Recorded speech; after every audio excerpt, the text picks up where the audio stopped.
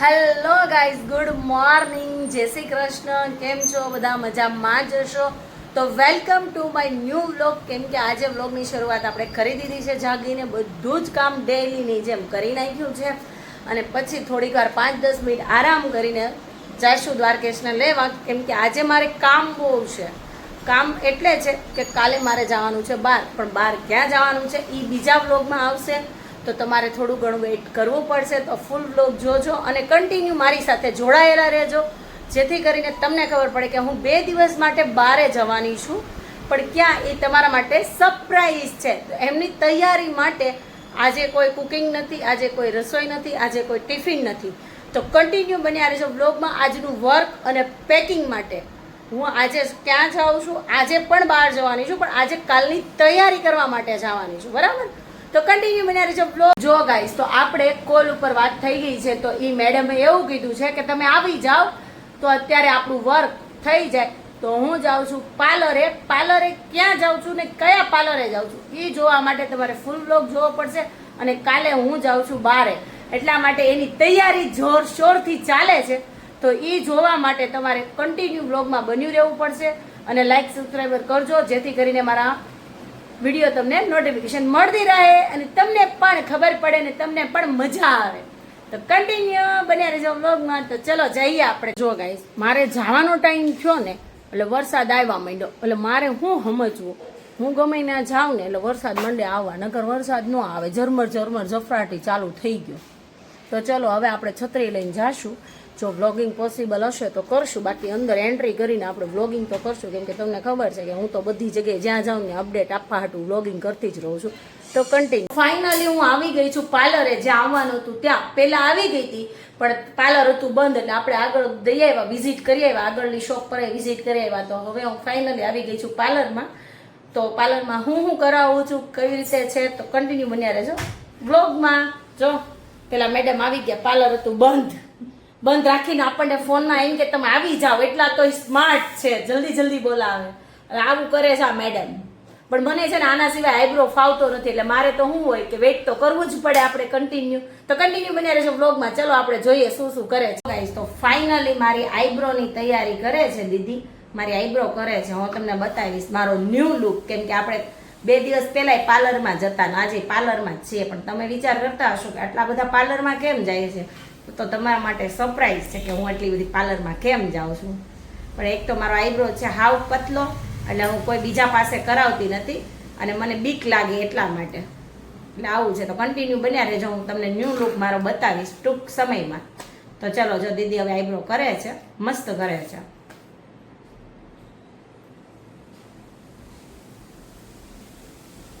Eyebrow થઈ જાય ને પછી તમને બતાવીશ. બરાબર? ગાઈસ, હવે દીદી તૈયારી કરે છે. આપણે એને પૂછીએ શેની તૈયારી કરો દીદી? શેની તૈયારી કરવા માંડ્યા? તમારા વેક્સની. જો અમારે વેક્સની તૈયારી કરવા માંડ્યા છે. જો કયું વેક્સ છે? ક્રીમ. હા, બનાના ક્રીમ વેક્સ. જો પણ આમાં છે ને એક વસ્તુ તમને કહું, કેમ કે મને છે ને ઇન્ફેક્શન આવી જાય, ફોડકી થઈ જાય. પણ ખબર નહીં આ દીદી શું કરે છે ને મને નથી ખબર. મારે વેક્સમાં ક્યારેય મને આમ ડોટ નથી આવ્યા કે ક્યારેય ફોડકી નથી થઈ કે લોહી નથી મરી ગયું. હું બારે કરાવું છું ને, હું ખોટા વખાણ નથી કરતી, એવું મને આવડતું નથી. પણ તમને એમ લાગતું હશે ખોટા વખાણ કરે. હું આ દીદીનું પાર્લર નાખ્યું ને તે દિવસની હું અહીંયા જ કરાવું છું, પણ મને કોઈ ઇસ્યુ આવ્યો નથી. આપણે દીદીને જ પૂછીએ. દીદી, આમ તમારા પાર્લરમાં કેટલા ટાઈમથી આવું છું? 4 વર્ષથી, 3 થી 4 વર્ષથી તો આવતા જ હશો તમે. જો તો તમે આમાં શું નાખો છો તો મને ઇન્ફેક્શન નથી લાગતું. નતર મને બીજે ગમે ત્યાં પાર્લરમાં જાઓ ને તો ઇન્ફેક્શન લાગે, નાની નાની ફોડકી થઈ જાય, આમ લોહી મરી જાય એવું થઈ જાય. વેક્સ કરવાની ટ્રીક હોવી જોઈએ. એને વેક્સ કરતા મતલબ વ્યવસ્થિત ન આવડતો હોય, ખેંચતા કે એવું, એટલે ખેંચાઈ જતી હોય તમારી સ્કિન. એટલે જો કેટલો મસ્ત દીદીએ જવાબ આપ્યો, રિવ્યુ પણ સારા આપ્યા. તો કન્ટિન્યુ બન્યા રહેજો વ્લોગમાં. તો ચાલો દીદી હવે પટ્ટા ઉખડશે, ઉઈમાં ઉઈ બાપા બધું થશે, તો આપણે એ વ્લોગ નથી લેવો. તો ચલો કન્ટિન્યુ બન્યા રહેજો. હેલો ગાઈસ, તો હું પાર્લરથી આવી ગઈ છું, બધું જ કમ્પ્લીટ કરીને. પછી મેં થોડું ઘણું ખાઈ લીધું છે અને આવીને પાછી કરવા માંડી છું તૈયારીમાં એવું છે, તમે જોઈ શકો છો કે ઇસ્ત્રી મંડી કરવા. આટલી ઇસ્ત્રી થઈ ગઈ છે, એટલા કપડાં બાકી છે કે જવાના કપડાં છે, લઈ જવાના છે, એટલે ઇસ્ત્રી તો કરવી જ પડે. એટલે આજે રોંઢે સુધી નથી, હું કોમામાં ગઈ નથી. તો કન્ટિન્યુ બન્યા રહેજો વ્લોગમાં. મોડું થશે પણ આવશે મજા. તો ચલો આપણે ઇસ્ત્રી કરી નાખીએ. થોડી ઘણી બાકી છે તો ઇસ્ત્રી કરી નાખીએ. તો કન્ટિન્યુ બને રહેજો વ્લોગમાં.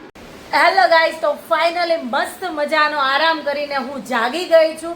કેમ કે આપણે બપોર પછી ઇસ્ત્રી કરી હતી એટલે થોડાક લેટ સૂતા હતા. પછી દ્વારકેશભાઈ આવી ગયા, મારો જીવ અને મારો જાનો આવી ગયો એટલે જાગી ગઈ, મસ્ત મજાની ફ્રેશ થઈ ગઈ. તમે જોઈ શકો છો. હવે આપણે લઈએ દ્વારકેશ પાસે જઈએ રિવ્યુ. તો દ્વારકેશ, કેવું લાગ્યું ભણવાનું આજે? કેવો ગયો દિવસ?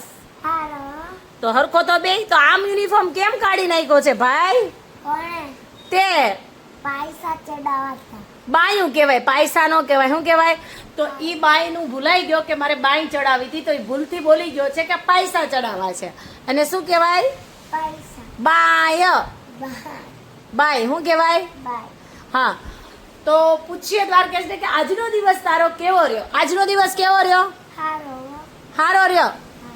તો તારે ટ્યુશનમાં તારા મેમે કીધું તું મને સ્વાપોથી આપી જાજો, તો જાવું છે આપવા? હાલો તો ગાઈસ, દ્વારકેશ જ્યાં સવારે ટ્યુશન ગયો તો વરસાદ બહુ છે. હું તમને બતાવું કેમ કે વરસાદની સિઝનમાં આજે તો આખો દિવસ વરસાદ રહ્યો છે, જોઈ શકો છો તમે. કેમ કે આજે જોરદાર વરસાદ આવ્યો છે. કેમ કે આજે વરસાદ બંધ રહ્યો નથી.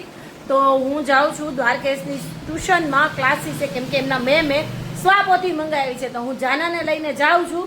જાને જવું છે ને? હા તો ચલો જઈને આવીને કન્ટિન્યુ બન્યા રહેજો વ્લોગમાં. તો ચલો.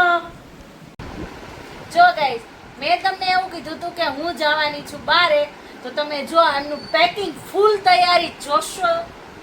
આ મસ્ત જોશમાં તૈયારી થાય છે. જો કેટલી મસ્ત તૈયારી કરું છું. જો આવી રીતે પેકિંગ કરું છું. જો એક એક થેલી હું તમને આખી બેગ મારી રેડી થાય ને એટલે હું તમને બતાવીશ. કેમ કે હું એક એક થેલીમાં એક એક જોડ કપડાં નાખીને લઈ જાઉં છું.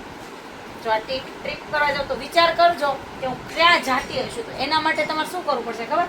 ફૂલ બ્લોગ જોવો પડશે અને મારા બ્લોગમાં કન્ટિન્યુ બન્યા રહેવું પડશે. કેમ કે જેથી કરીને હું નવા બ્લોગ મૂકું ને કે હું ક્યાં ગઈ હતી, શું કર્યું મેં, કઈ રીતે છે.